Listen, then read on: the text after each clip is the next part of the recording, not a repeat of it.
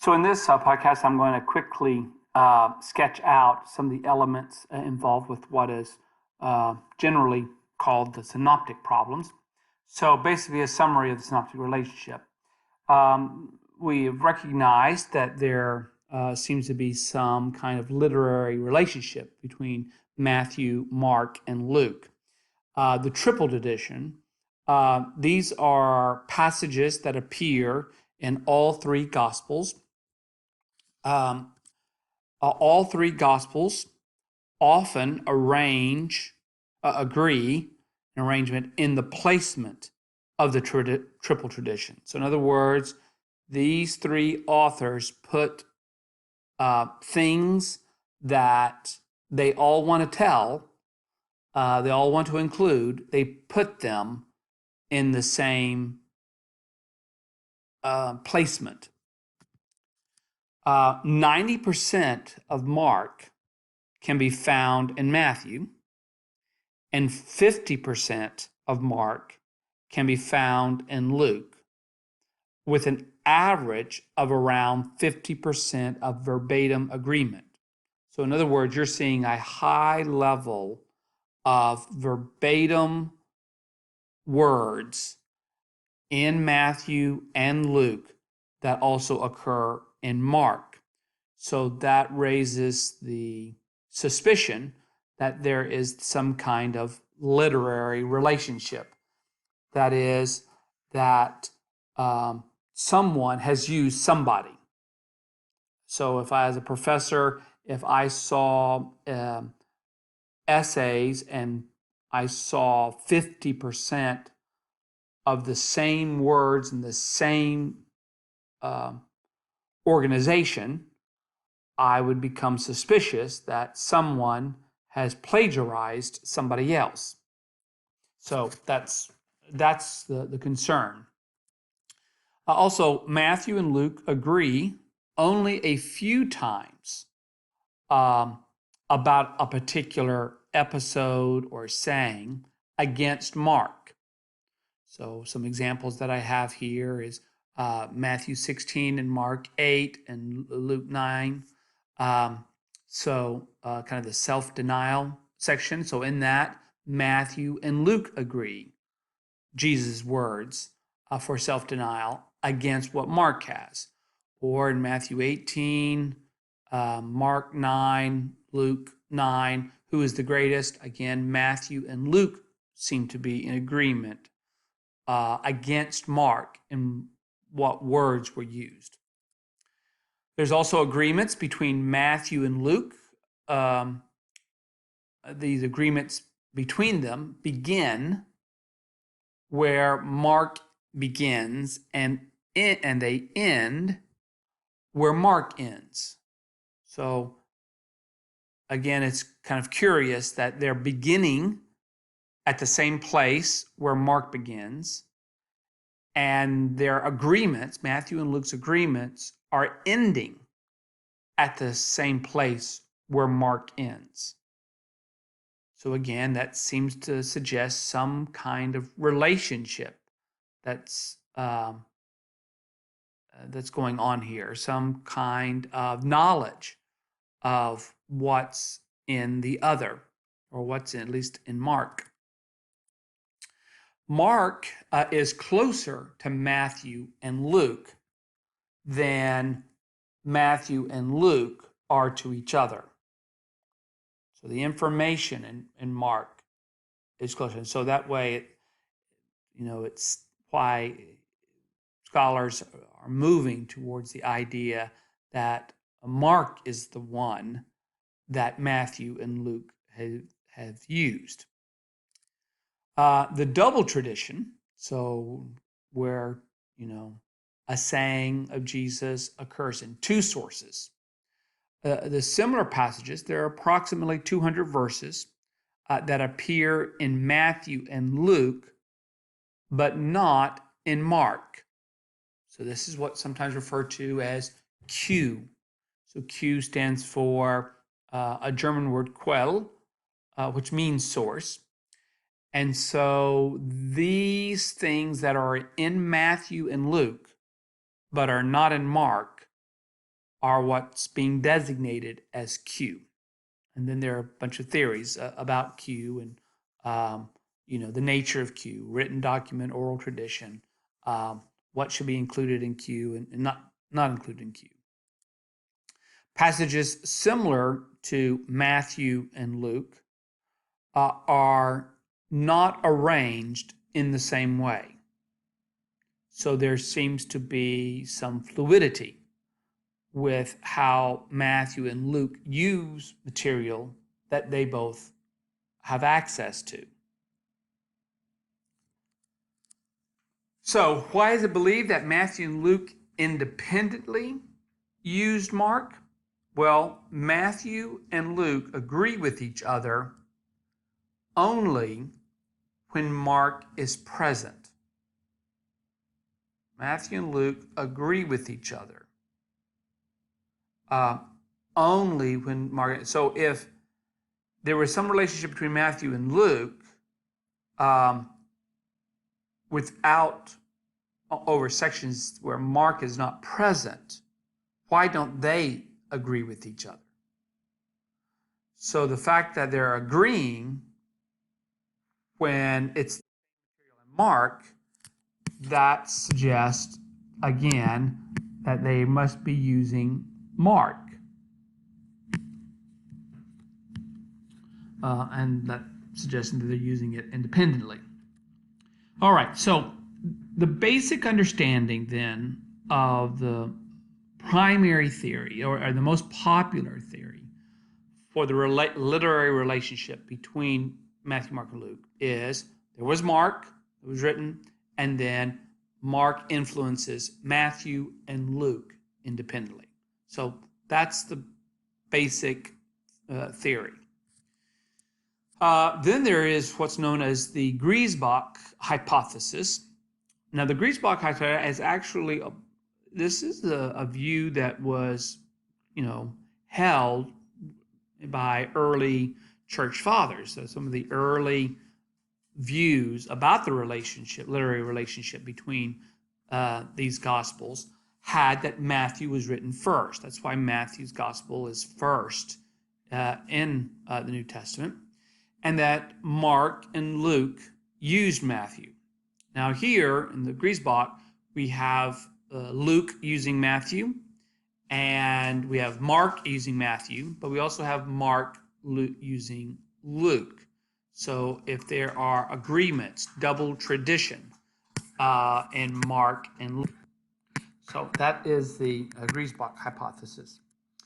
Now, there is also a view of Mark without Q. This hypothesis thinks that Mark was written first, and that Matthew has Mark, but that Luke has Mark and Matthew. And so the things that are both in Matthew and Luke, it's because Luke has gotten hold of Matthew. And so that would kind of explain it. And therefore, you don't need a separate source that explains the material that is in both Matthew and Luke. So in favor of Mark without Q, well, this is a lot simpler. You just have the three sources, and so it's simple to just say, well, the reason why you have agreements between Matthew and Luke is because Luke has Matthew. The Mattheanisms that are in Luke, in other words, expressions that are kind of unique for Matthew, such as weeping and gnashing of teeth, that explains why they are found in Luke, because Luke has been using Matthew. Raising the question here, did Luke use a Matthean expression, or did Matthew repeat a Q saying? So in other words, where does this weeping and gnashing of teeth come from? Does it come from Matthew, or does it come from a source that Matthew and Luke uses, but Luke just doesn't use that expression as much? He opts out of it. There are also agreements between Matthew and Luke against Mark. So you have to account for that. why are there these agreements between Matthew and Luke? And so the testimony to John, and the reason why there are these agreements for Matthew and Luke is because Luke has Matthew. Mark didn't have this, or Mark had it in a different way. So the B.H. Streeter, or what's known as the two-source hypothesis, is the popular source that exists, so amongst most synoptic scholars. And that is, there's Mark, there's this Q, Matthew and Luke both have access to Mark and Q. So that's basically what the arrangement is. Arguments favoring the two-part source hypothesis that it looks at like the natural development of shorter to longer. So Mark is a shorter gospel, Matthew and Luke are longer. So kind of an evolutionary of material that seems more reasonable to go from a short narrative to a much longer narrative. The improvements of peculiar or redundant expressions that we find in Mark's gospel, they get smoothed out, or it looks like it's being smoothed out in Matthew and Luke. You would have to explain why, if Mark is using Matthew or Luke, why some of these redundancies occur in Mark. So that it makes more sense that Matthew and Luke got rid of them. The clarification of unclear information. So sometimes we'll see something like in Matthew 13 that is clarifying something that is in Mark 6. There is less developed theology supposedly in the Markan account, and so that's why Mark would be considered earlier than Matthew and Luke, and that Matthew and Luke have a more developed theology. Now, that certainly is a view that can be challenged. I believe that Mark has quite a bit of developed theology. It's just quite different from Matthew and Luke. So arguments favoring the two-source hypothesis, continuing here, few Matthew-Luke verbal agreements against Mark. So in other words, they're dependent on Mark. Few Matthew and Luke order agreements that are against Mark. In other words, they're following Mark's order, it looks like. And it's easier to explain Matthew and Luke's redactionary activities if they're using Mark rather than if they are using if Mark comes after them. So those are some of the arguments favoring the two-source hypothesis. Now some arguments against the two-source hypothesis. And so there is a sizable minority of scholars who do raise serious questions, opposition to the two-source hypothesis. Some of these arguments are, one, if Matthew and Luke were independent of each other, how come they sometimes agree against Mark about 1,000 minor agreements? Well, why does that happen if they're independent? The agreements seem to suggest that there is some knowledge of each other. To explain this, the two-source hypothesis is sometimes expanded into a more complicated theories, which I'll show in just a few minutes, called Mark, meaning early Mark, to deal with things such as omissions. And there's another theory about a Deuteromark, in other words, a second edition of Mark that came out later, to deal with improvements, why there are improvements in Mark. The Mark hypothesis basically is this idea that we have Mark, and then this early Mark is being influenced by Matthew, and it's also influencing Luke, and then it ends up influencing our Mark. So that's basically the hypothesis of Lessing and Eichhorn. The Deutero hypothesis, we have our Mark, and then our Mark gets to an improved second Mark, and it's this improved second Mark that Matthew and Luke have. We don't have this improved Deutero Mark. We only have our Mark. So this improved Deutero Mark doesn't exist, just like the Mark doesn't exist for us. We only have our Mark. And then there's a combined and Deutero Mark. So you have Mark, that is our Mark, with added. So an early Mark influenced our Mark. And there's an early Mark that developed into a second Mark, a different Mark than what we have. And the second Mark influences Matthew and Luke. And Matthew and Luke also has the earlier Mark, the one that we have. So basically, Matthew and Luke have two kinds of marks. They have an early version Mark, and they have this secondary Mark, or the second edition Mark, which we don't have. So we don't have Mark or Deutero Mark, but Matthew and Luke had them. It's quite complicated in that regards. Then arguments against the two-source hypothesis. We'll continue on here. If Mark and Q were independent of each other, as the theory suggests, how come there is verbatim agreement in several places in their Greek? So there are some places where in the Greek text that we do have an agreement between Mark and Q. To explain this, the two-source hypothesis supporters argues for a Mark-Q overlap to account for that agreement. If Mark was used independently by Matthew and Luke, they also would contend why in some passages are there agreements between Matthew and Mark, and Matthew and Luke,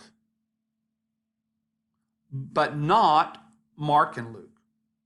Why aren't there agreements between Mark and Luke like there are between Matthew and Mark? So that seems to be kind of curious, and so I give an illustration there if you want to check out how that story is repeated in the triple tradition.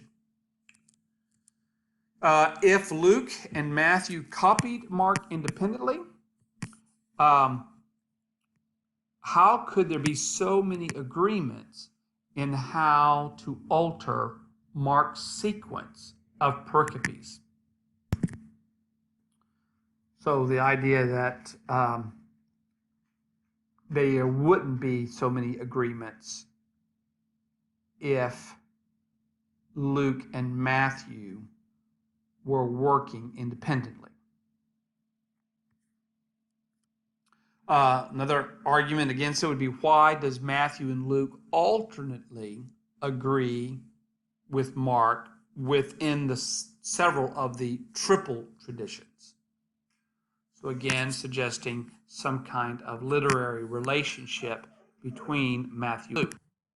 So as you can see, there are several arguments raised. The two-source hypothesis doesn't account for everything.